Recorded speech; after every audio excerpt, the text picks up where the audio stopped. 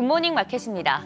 흔히들 관성의 법칙이라고 하죠. 지난주 트럼프 랠리를 그대로 이어받아서 뉴욕 증시 상승세 이어집니다. 간밤 3대 지수 말씀 주신 것처럼 모두 상승세로 마감했습니다. 다우가 0.69%, S&P 500이 0.10% 상승했고 기술주 중심의 나스닥 지수가 0.06%로 가장 소폭 상승에 그쳤습니다. 종가 기준으로 다우 지수는 44,000선을, S&P 500은 6,000선을 처음 돌파해냈는데요. 특히 중소형주 위주의 러셀 2000 지수가 1.47% 상승으로 강세 보였습니다. 주요 종목들도 흐름 보시면 대형 기술주들 사이에서는 또 희비가 엇갈렸는데요. 엔비디아 1.6%대 하락하면서 이틀째 하락세 이어갑니다. 반도체 종목들도 전반적으로 하락했고요. 시총 4조 달러 진입을 앞두고 실적 발표 또 앞두고 있죠. 숨고르고 있는 것으로 보입니다. 이어서 애플, 마이크로소프트, 아마존 모두 약세 보이고 있는 가운데 구글만 1%대 상승으로 마감했습니다. 6위부터 10위도 보시면 메타도 시장 분위기에 따라서 1%대 약세 보이는 등 기술주 대부분 좀 약세를 보였습니다. 역시 최대 트럼프 수혜주로 꼽히는 테슬라는 간밤에도 9% 가까이 올라줬습니다.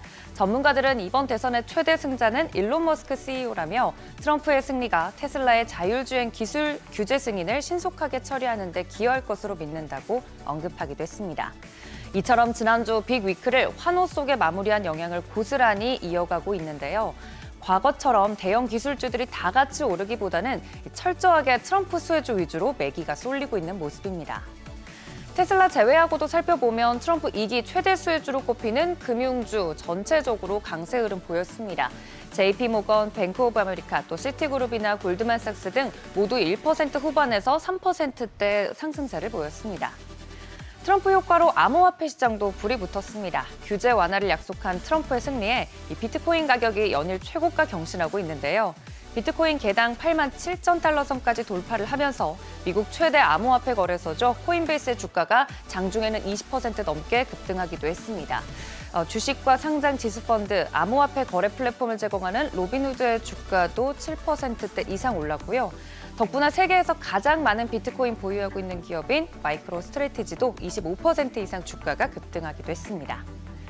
트럼프 당선인이 새로운 내각의 주요 보직 인사를 단행하기 시작하면서 트럼프 2기 윤곽도 조금씩 드러나고 있습니다.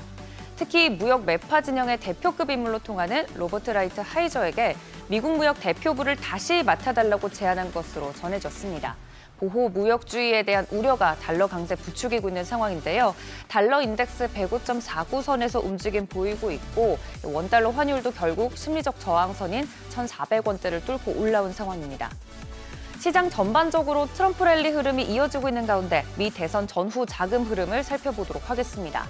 지난주 대선 전후로 미국에 상장된 ETF로 약 413억 달러가 유입됐는데 신흥시장 펀드로는 11억 달러, 또 중국 중심 펀드에서는 12억 달러가 유출된 반면 대만으로 일부 자금이 이동을 했고요.